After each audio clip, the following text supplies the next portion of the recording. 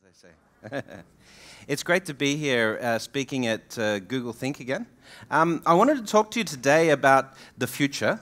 That's what we do at Google Think, right? But I wanted to take a different approach to this. That is, when we normally have these discussions about the future, we make these predictions.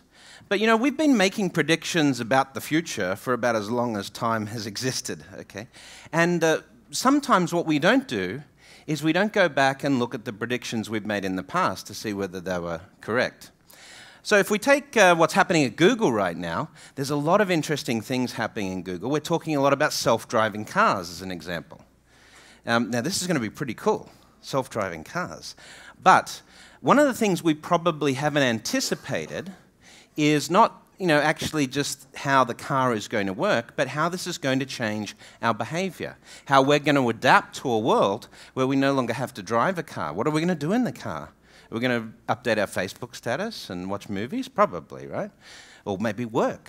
So part of the predictions of the future, where sometimes we make mistakes or we come short, is we don't anticipate some of the behavioral changes that come out of that. So this is a very interesting area to look at. Certainly interests me.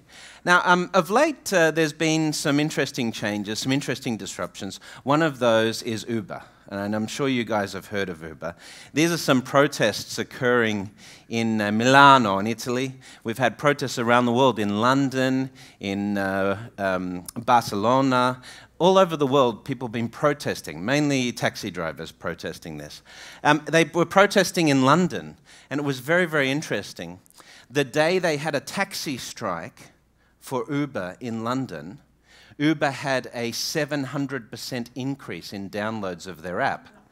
I don't think that's what Uber, the London cabbies, intended when they had the taxi strike. But you see, the taxi drivers in London, they thought Uber was about, or they thought taxis was about getting from point A to point B. But Uber taught us that this experience that they built around the mobile, around the app, was something different. It was the experience of Uber that changed it. Now, this is not just about getting from point A to point B. There's a lot of nuances here.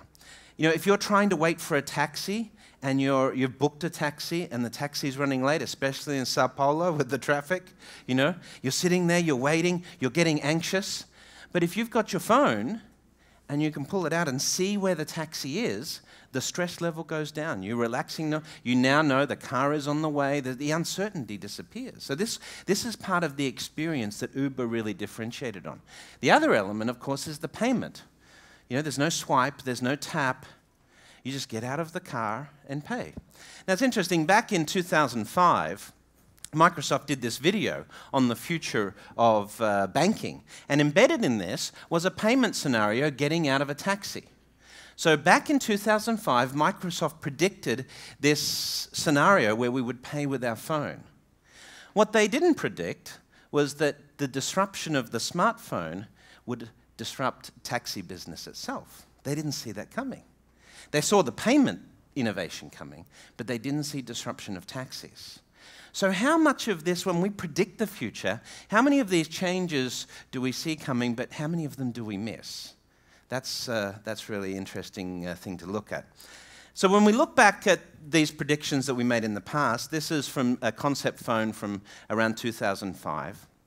And you may have seen Nokia Morph and other phones that they put out there. We thought that smartphones of the future would be like mini computers that we would carry around with us.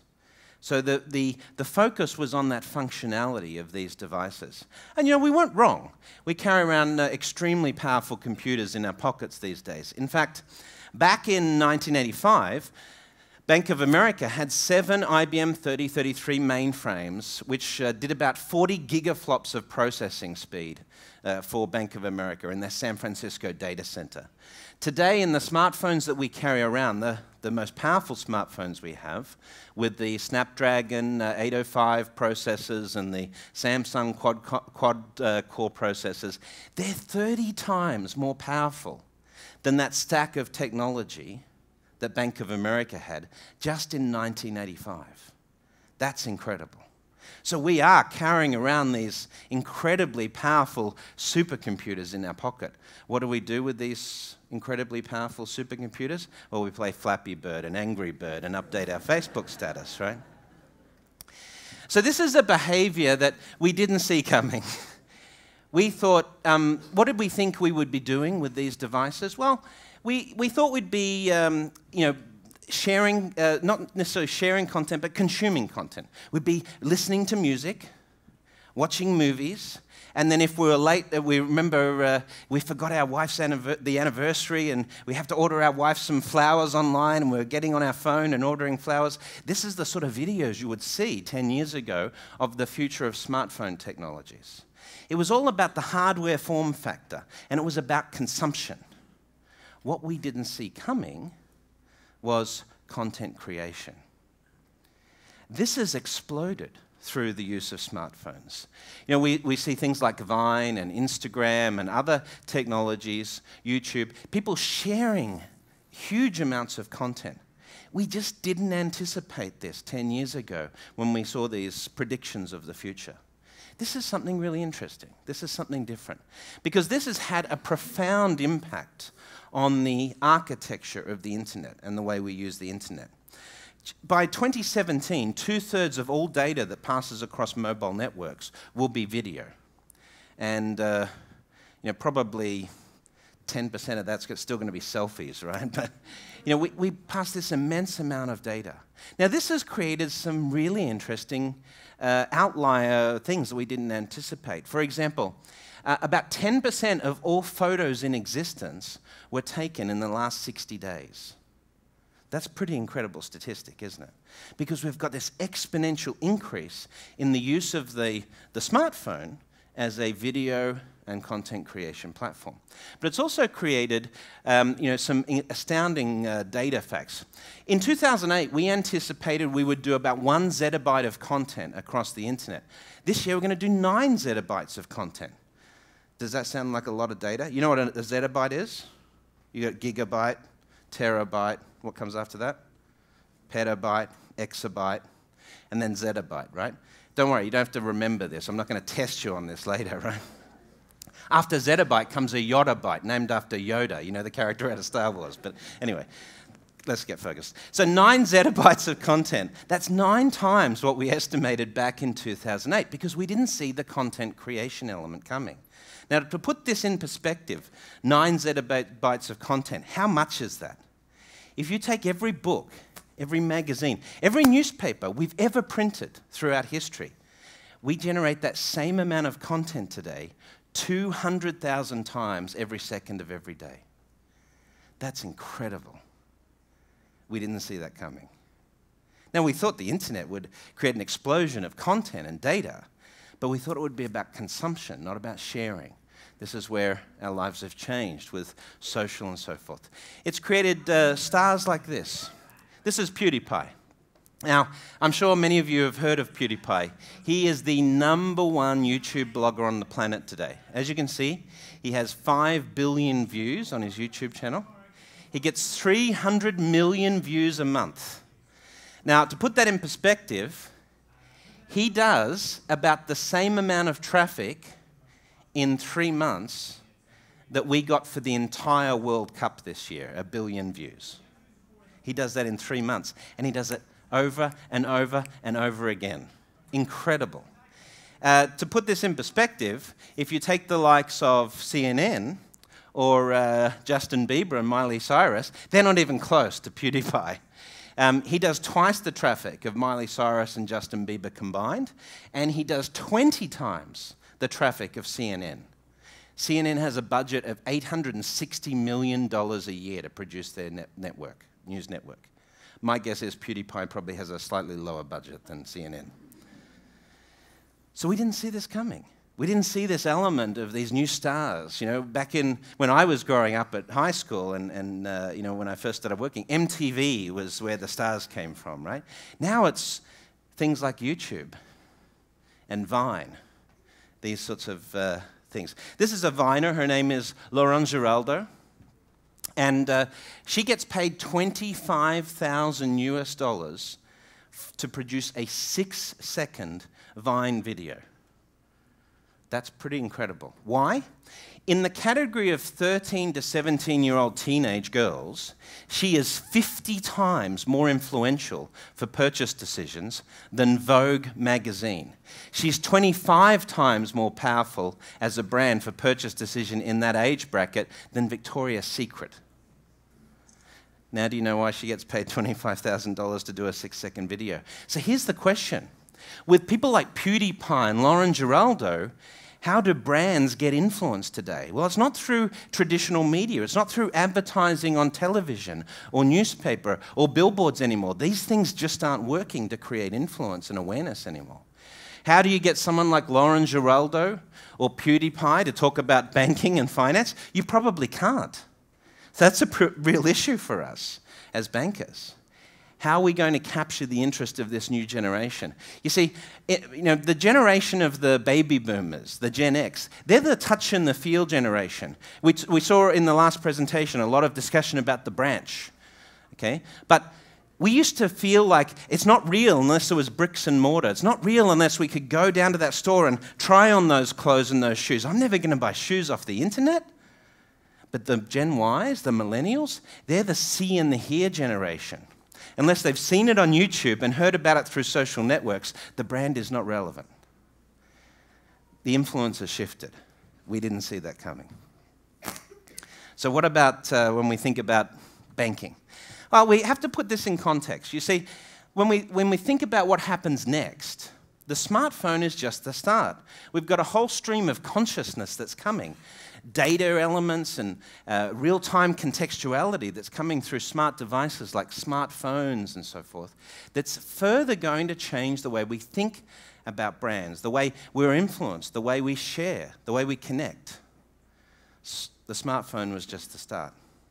In fact, when we look at things like Google Glass and the Google contact lens coming in the future, we understand that actually this is more about our world being augmented. This data is starting to inform us in different ways. In fact, that data is starting to look a lot like advice, something that can help us make decisions day to day. It's no longer about interactivity or usability. It's now becoming about how we perceive the world and how this changes our thinking. Let me illustrate the element of how this data is incredible in terms of its capability. This device here is called a vessel. You can see it, it's a startup based out of US right now. You can pour a drink into this cup and it will tell you what is the drink inside your cup. And it will tell you how many calories that drink has. It can even differentiate between different types of Starbucks coffee. And the device on the right is called a SIO. This is a spectrometer. You link it with your smartphone, with your Android or your iOS smartphone, and you wave it over the meal in front of you, and it will tell you how many calories are in the meal that you're about to eat. Now, this is changing the way we perceive the world, these sensors and data. But it's more than that. We're going to be capturing this information and starting to apply it to ourselves personally. Let me illustrate this unique shift. This fridge here is a smart fridge. It's so smart that it can tell what is being stored in the fridge and recommend the healthiest recipe you can make from the remaining ingredients you've got in the fridge. Now, this is intelligence, but it's also advice. So these things around us are no longer just giving us data, they're giving us awareness, they're giving us advice. And in the past, we used to think that in respect to finance and banking, that you needed to see someone face to face to get advice. And that a human was always going to be better at giving you advice than a computer. But this is changing the dynamic. Let me illustrate it. In Japan at the moment, in fact, worldwide, there is a Japanese pop star. Some of you may have heard of her. Her name is Miku, Hatsune Miku. Miku is a Japanese word for future.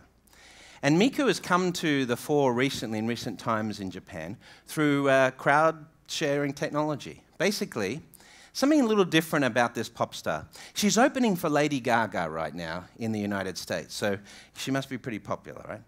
But you'll notice there's something a little bit different about Miku. Let me show you a quick video of one of her concerts, performances.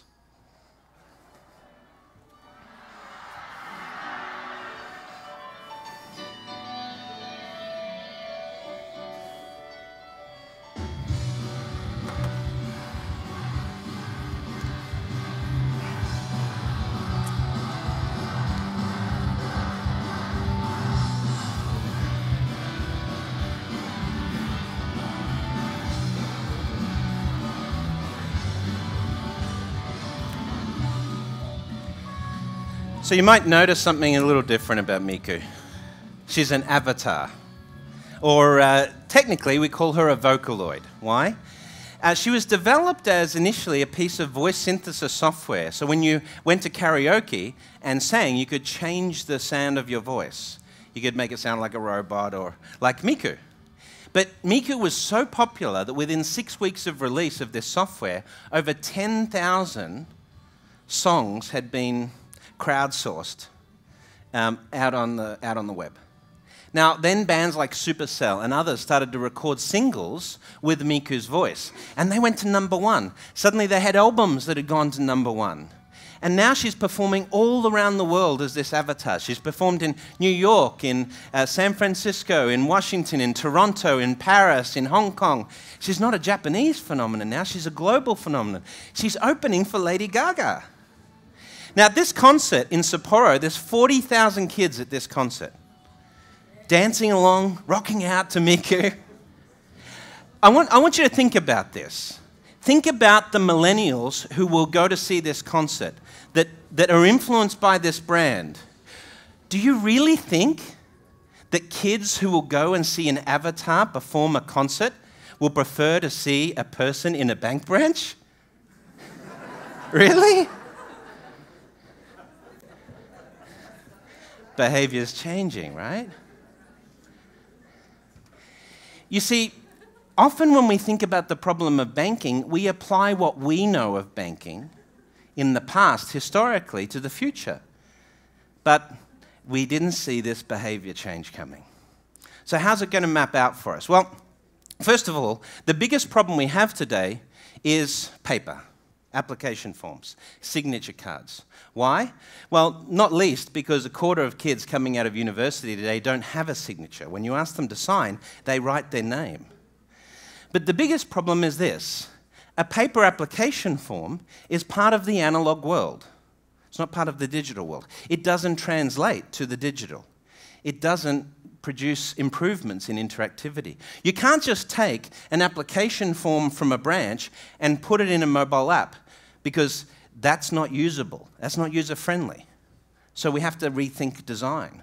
But here's the problem. Banks are so attached to this. They think that a signature on a piece of paper reduces risk for the bank.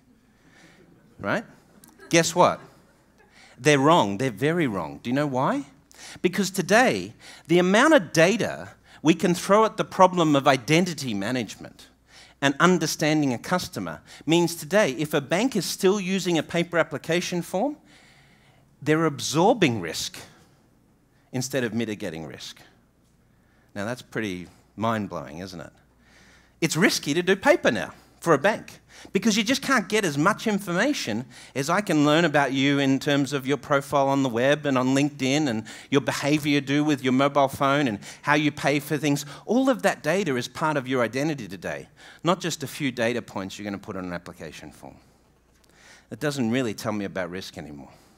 This is the biggest process problem that banks have, and it's hard for them to change this. Even here in Brazil, you still have to go into a bank branch to open a bank account, right? This is broken, fundamentally broken. But it's more about behavior.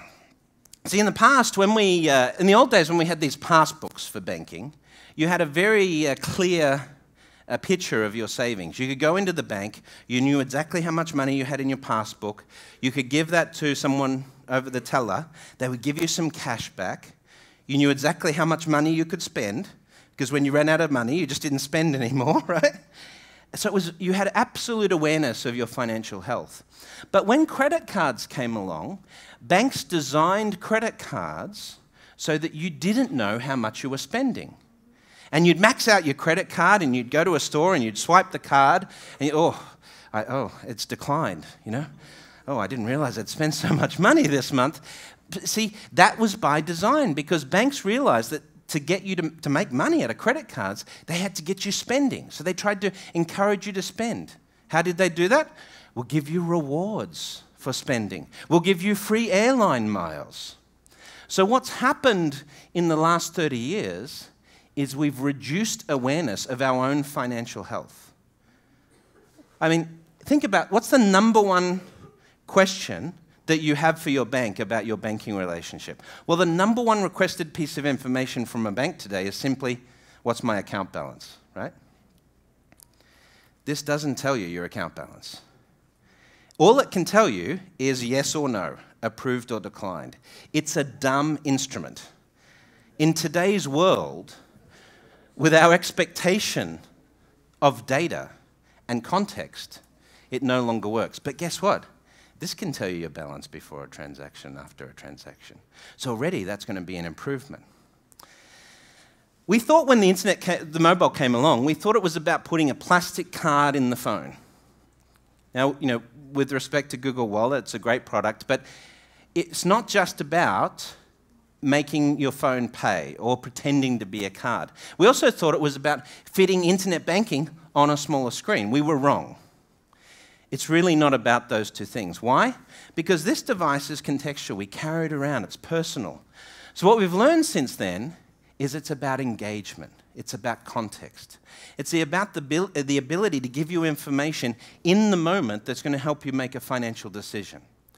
The most important thing a smartphone can do for a banking customer today is tell them one simple thing.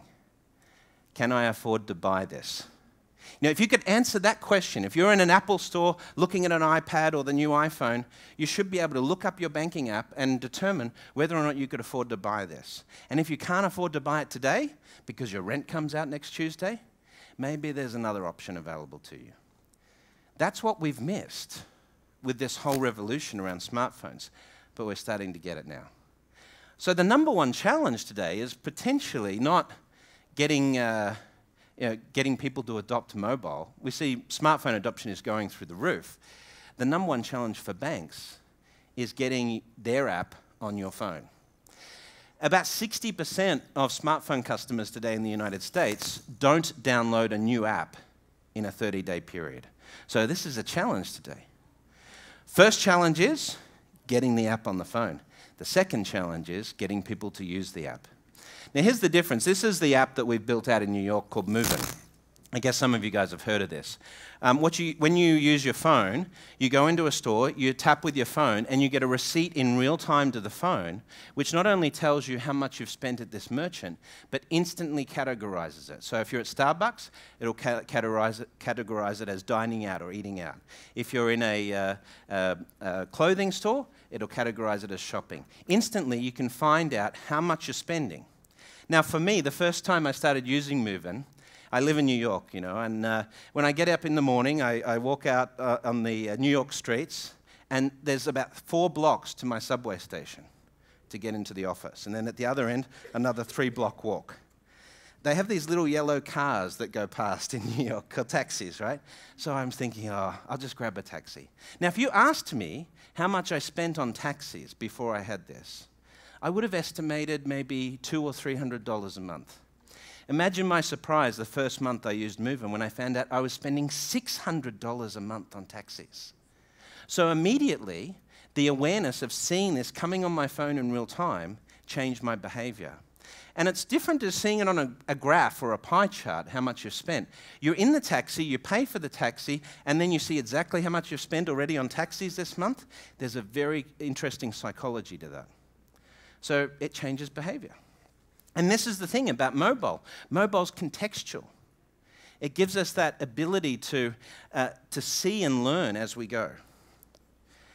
Now, what's going to happen with the branches? Well, in the past, when we talked about the future, we talked about branches of the future.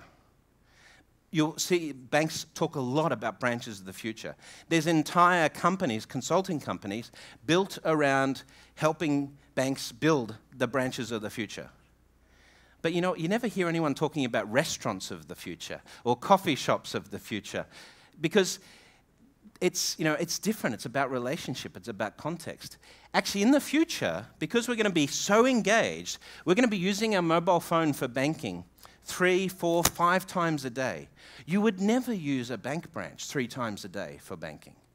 So this is going to be the relationship channel. This is going to be where you engage. This is where revenue will be driven from. The only time you'll go into a branch in 5 years' time is if this doesn't work. Now, a lot of banks say, yeah, but what about complex products? You need to speak to someone about complex products. But this is where the smartphone is pushing us towards simplicity. Complex products aren't valuable. They don't work well on an engagement basis. They don't work well on a contextual basis. So while there'll be some investment class products and so forth that people will still go into branches for, the majority of customers just won't need to go into a branch unless their digital relationship is not working. There's a psychology to this, right?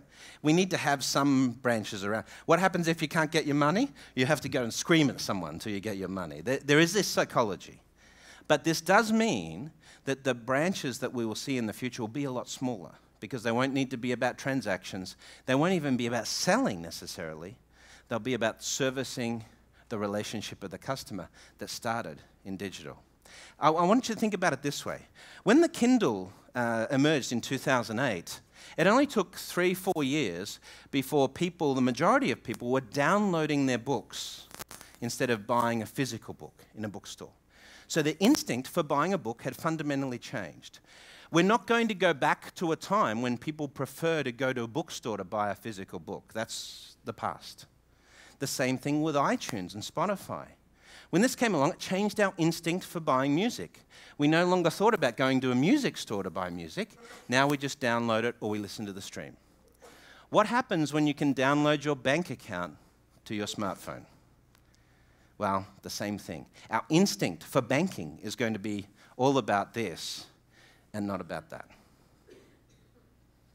It's an interesting shift.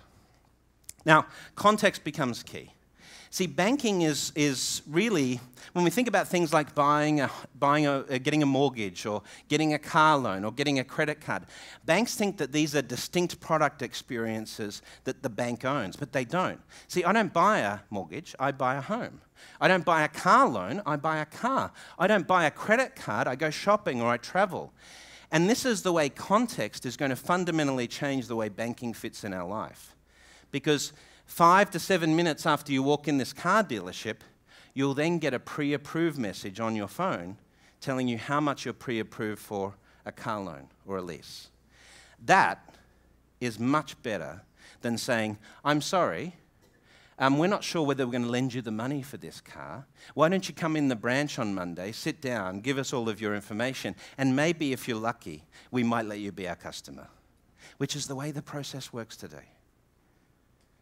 You see, the great thing about context is it's going to simplify the way we think about banking. Banking is going to be embedded in our life.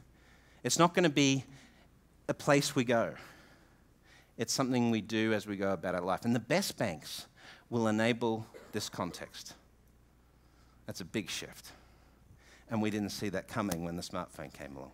We thought it was about putting a card in the phone or putting internet banking on a smaller screen. We didn't understand it was going to be about the very relationship we have with our customers. This is exciting. So how's this going to change banking? Well, I thought I'd finish off with this. The future of banking is going to be quite different. And this is going to change the way not only we think about banking, but even the jobs, even who we call a banker. Now, in the past, which of these would you have identified as the banker? The guy in the suit, right? This guy looks like a banker, yeah? Well, in the future, we're not going to want bankers like that. We're going to want different skills. These are the top 5 jobs that are going to emerge in banking over the next 5 years. The first is a data scientist. Now, Google, I think, is responsible for this term data scientist. We used to call them statisticians previously, right? But now they code and they look at data. We call them data scientists. This is going to be the #1 in-demand job for banking. Why? We have so much data in banking that we just don't do anything with today. Payments data, behavioral data, information about our customers. What do we do when you want a new product from a bank? We collect all of that data again on an application form, right? We ask you for it all over again. We're not very good at using data, but to get context, we're going to have to understand customers and anticipate their needs and fill their needs in real time. This is the shift. So data scientists. Second, experience designers. Or maybe we might call these guys storytellers. The ability to understand where banking fits in your life, where it will have the most impact, and message you at that time. And this is where it's interesting. In the past, this recent time in terms of smartphones, we've been very focused on the app. But the really important thing here is that when we look at experiences and context, the notification and messaging layer and the ability to stream HTML5 experiences to the customer in real time is going to emerge as much more important than just the app. But if you don't have the app on the phone, you don't have the ability to stream experiences. So that's like, putting the branch in the community. Today, if you don't have that app on the phone, you're going to be in trouble for revenue generation and experiences later. Number 3, behavioral psychologist. Why would we have a psychologist in banking? Well, you think about money, there's a lot of things in money that are about psychology. How we use it, our behavior, even just the way we communicate with this with different customers. If, there's some customers who will be happy if their phone tells them, no, you can't buy that iPad. There's other customers who will say, who are you to tell me I can buy this iPad or not? So there's different tone, there's different language that we may have to use for different customers. Understanding the psychology of money, the psychology of a decision is going to be important. Algorithmic risk specialists. These are basically programmers that can build in compliance and risk into the system. In the past, these would be people sitting in the process that would tick the box. In the future, it's all going to be built into the actual application and relationship process. And finally, fairly obviously, community builders. Really understanding how influence is created and tapping into those spheres of influence to get your relationship started with the bank. That's going to be important. So we didn't see a lot of this stuff coming. In fact, bankers are still hiring people that can help them with branches, or risk officers that help them build better application forms. This is broken. We have to think fundamentally different about engagement and behavior. This is the future. So, I want to just share with you guys, my latest book, Breaking Banks, is out. If you haven't had a chance to read it, you can use a QR code to download a free chapter today. And if you want, you can keep up with Breaking Banks. We have a radio show that goes out to 72 countries. We have listeners from Brazil here. If you just look at breakingbanks.com, you'll see the radio show. We go out weekly, every week. We're now the largest fintech radio show in the world. So we have over 100,000 listeners to the show. And we go out on the AM band in New York and on Voice America. But you can find the details of the radio show on Breaking Banks. So if you're interested in disruption in banking, we interview all the different players from around the world. In 2 weeks' time, we have the team from IBM Watson, who is working on machine intelligence, and the author of a book called Our Final Invention, talking about artificial intelligence, talking about how this is going to change the way we interact with banks, with machine intelligence. So be happy for you to follow that, but thank you very much for the opportunity to meet with you guys today.